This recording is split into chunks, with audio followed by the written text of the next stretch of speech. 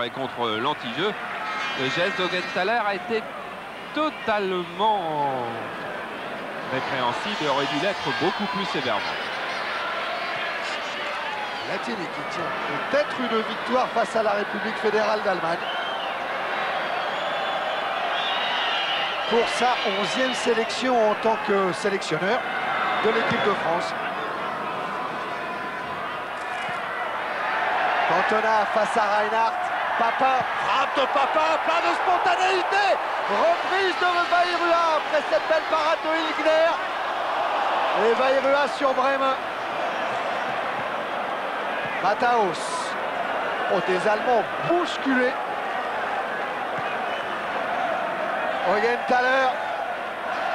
Augenthaler encore.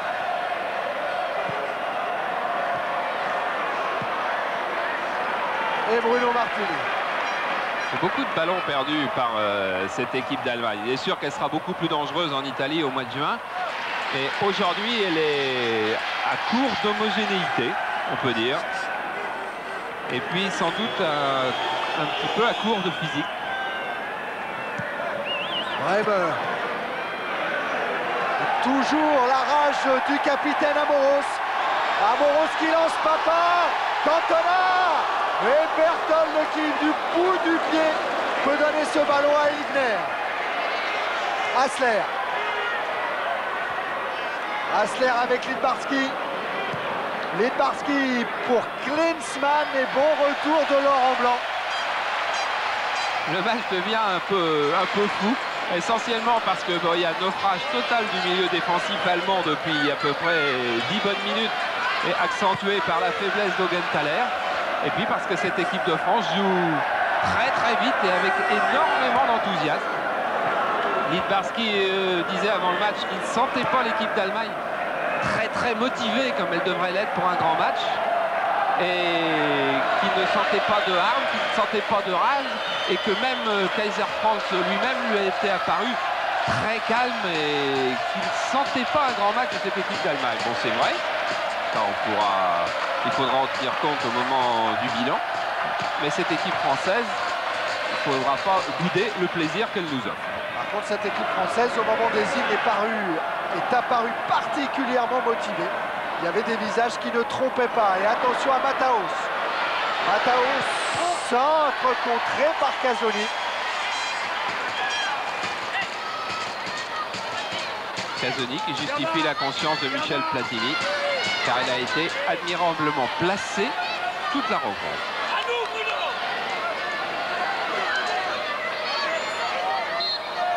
Corner pour la RFA. Sortie au point de Martini sur Papin. Et récupération Brême. Moller.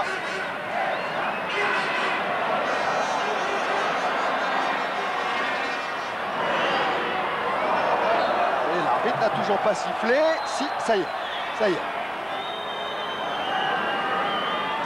Regardez Bruno Martini qui est d'abord sorti pour se saisir de la balle à deux mains. Et quand il s'aperçoit que ça va devenir trop difficile, excellent dégagement du point, très lointain.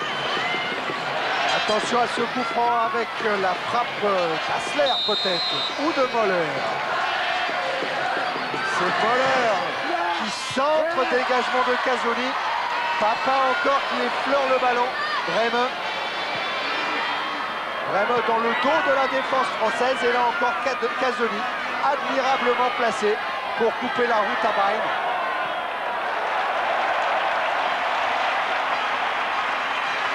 Admirable équipe de France.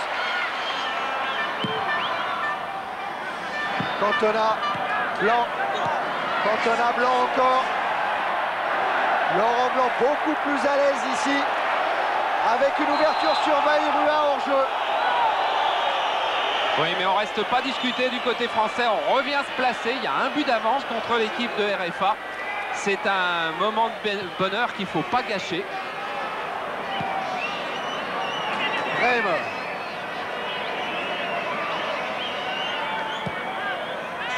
Et intervention de Pardo qui avait anticipé.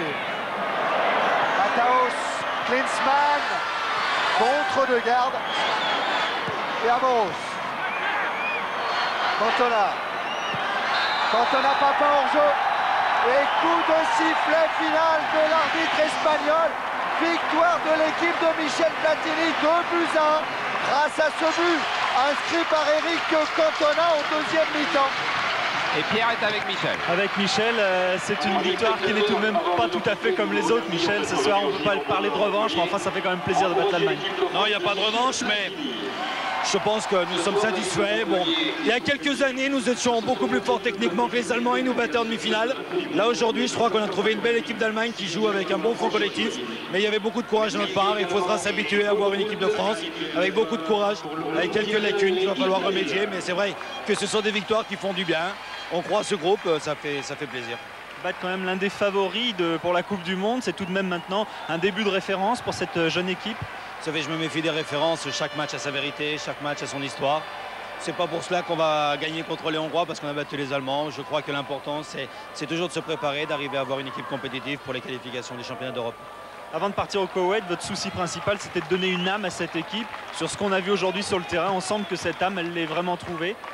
Ben, on a une âme, on a une générosité importante. On a un bon groupe, on avait des bons gars. Franck Sauzet était déçu parce qu'Alvaro n'a pas trop râlé. Il n'a rien dit, il était content de ne pas jouer ce matin. Et je lui ai promis qu'il jouerait ce soir.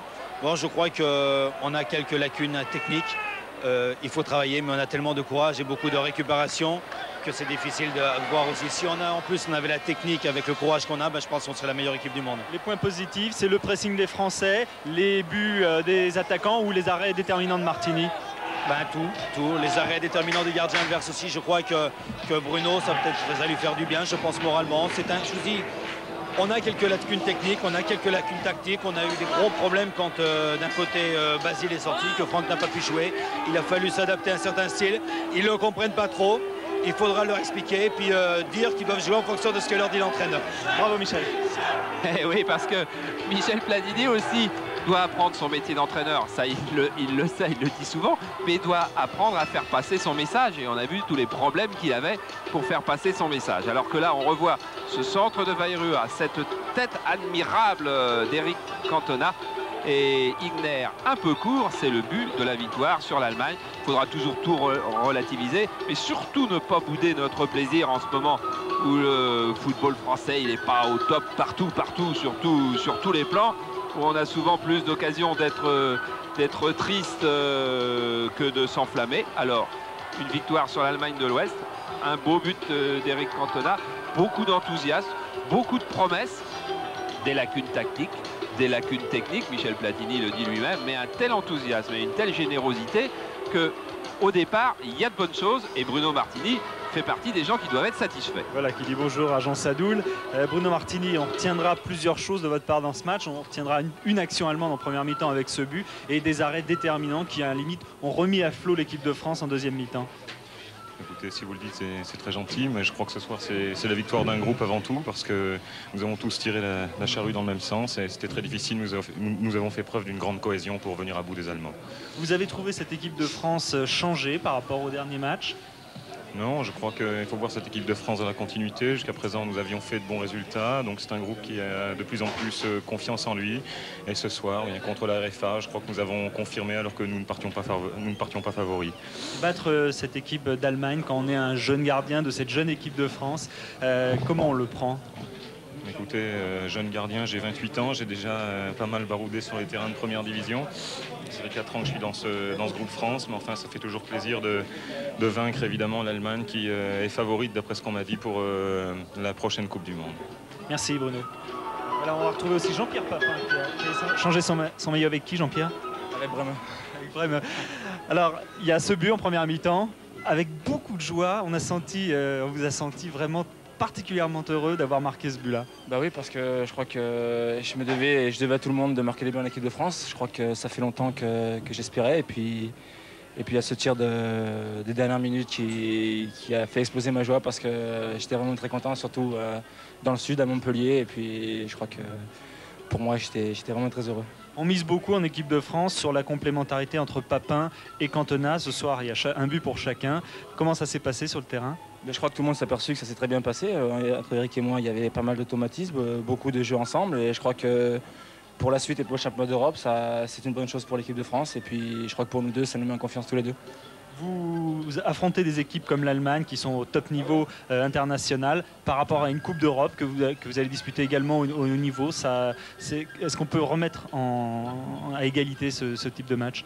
Disons que ce sont des matchs internationaux. Je crois que quand on fait des matchs de Coupe d'Europe, ce sont des matchs très importants où il faut se battre. Et je crois que des matchs avec l'équipe de France contre des équipes au haut niveau comme ça, je crois que c'est très important. Ça permet de nous comparer à d'autres joueurs, d'autres équipes, d'autres footballs. Et je crois que ce soir, on s'en est très bien tiré. Merci Jean-Pierre. C'est le moins qu'on puisse dire. Ils s'en sont effectivement bien tirés. Alors qu'on revoit donc ce but de Papin, on va enchaîner tout de suite sur les statistiques, puis sur notre caméra isolée qu'on n'a toujours pas vue. But de Papin, il y est, il n'y a pas de problème. Alors on enchaîne sur les stats de la deuxième mi-temps. Les attaques françaises, 11 encore. Jean-Marc Ferreri est sorti à un moment. Pascal Bayrua a eu beaucoup moins de ballons. Une seule attaque, mais elle était belle, sur le côté gauche. Du côté allemand, on a attaqué un petit peu plus, c'est vu, mais c'était désordonné, c'était un peu désorganisé. Il faudra que cette équipe allemande trouve plus de constance, à coup sûr. Des tirs, 12 en tout. Il y a une petite baisse de régime en deuxième mi-temps, mais c'était attendu. Bonne partie de Müller. Ça se voit au nombre de tirs, mais pas seulement. La maîtrise du ballon, eh bien, elle a encore été à l'avantage de la RFA en deuxième mi-temps, mais c'est vrai que l'équipe de France jouait beaucoup plus vite que l'équipe allemande, et donc ma foi, eh bien, c'est ça l'important. Il y avait eu 9 fautes en première mi-temps, il y en a eu 11 en deuxième, et Pardo et maillot jaune, mais son pressing énorme explique cela. Et des fautes allemandes, eh bien, oui, il y en a eu aussi. Bon, enfin, on ne peut pas dire que c'était un match épouvantable, il s'en faut de beaucoup. Garde donc a changé beaucoup de place. Il a touché beaucoup moins de ballons en deuxième mi-temps qu'en première, si mes souvenirs sont bons. Mais il est vrai qu'il est passé libéraux aussi. Et bien, Cantona et Pardo, sans doute les deux joueurs les plus actifs de cette équipe de France, sans que les autres ont joué dans un autre registre, mais eux ont été très très actifs. Et bien, comme par hasard, c'est eux qui ont eu le plus de ballons de la part de Garde. Vous voyez qu'il a touché donc 8 ballons seulement en deuxième mi-temps, ce qui est très très peu. Mais il a été un petit peu victime de tous les changements tactiques. Mataos, énormément de ballons, lui 52, mais il en a joué très très peu long. Et Klinsmann, cette fois-ci, il l'a trouvé 3 fois. Riedel 2 et Littbarski qui est rentré à la fin, enfin dans les 20 dernières minutes, 0. Sa zone de jeu un peu plus avancée en deuxième mi-temps qu'en première mi-temps.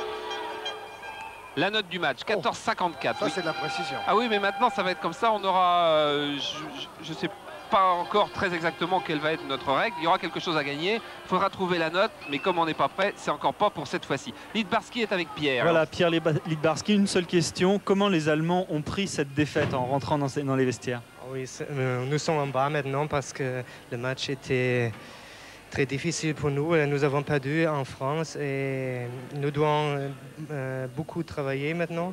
Et je crois notre défenseur a fait beaucoup de fautes avant le deuxième but de Cantona, mais l'équipe de Français a très bien joué, je crois.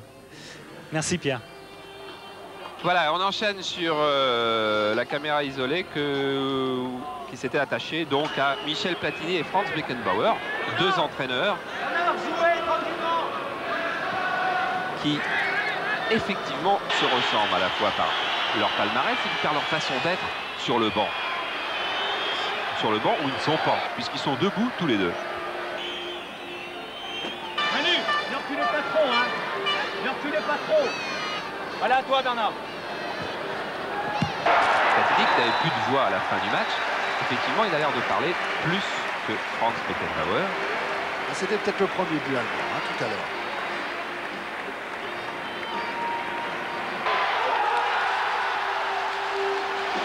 Et ça, c'est plus français. Oui, ça c'est sûr. Et on l'a vu dans le sujet sur la tournée du Koweït, Michel Platini n'explose pas quand il y a des buts. Ah, Gérard Rouillet, lui, il est content. Oui. Ah, Michel Platini un petit pouce un petit peu levé. Car à propos de pouce, Michel Denisot a le sien fracturé. Il donne des nouvelles de l'équipe quand même. Hein.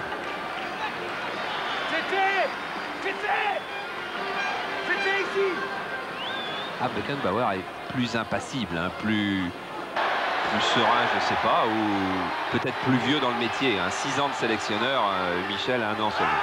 Regardez Gérard Rouillet. Ça, c'est peut-être la tête tout à l'heure de Laurent Blanc. Alles geht doch hin. Lass ihm doch den Ball nicht annehmen. Ah, il y en a un qui a dérouillé.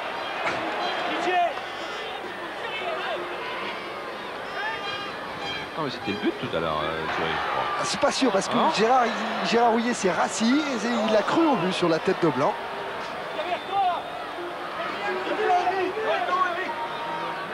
Ah, voilà. Voilà, on a voulu en tous les cas vous montrer ces deux personnages fabuleux du football international, tous les deux entraîneurs. Le Minitel de la Fédé, vite, ça dure pas longtemps. C'est un spot.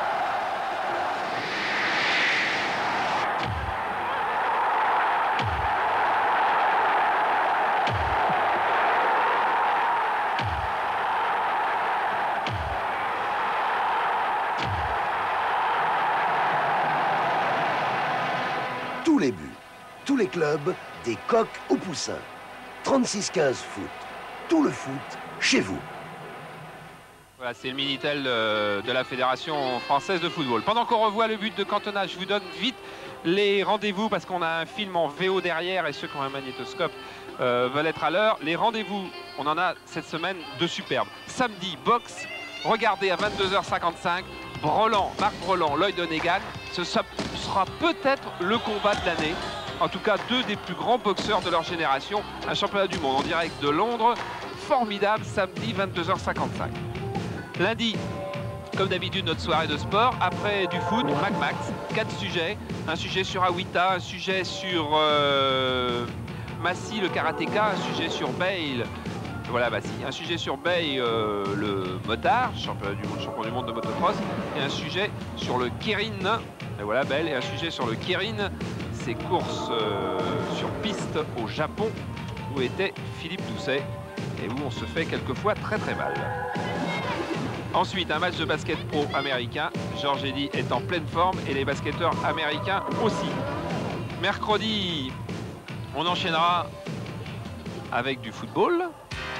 Ça fait longtemps qu'on n'en a pas vu. On trouvera beaucoup des joueurs que nous avons vus là, puisque donc à 18h10, match à 18h15, Sofia-Marseille, Coupe des Champions. Et à 20h, Valladolid, oui c'est à 20h, Valladolid-Monaco.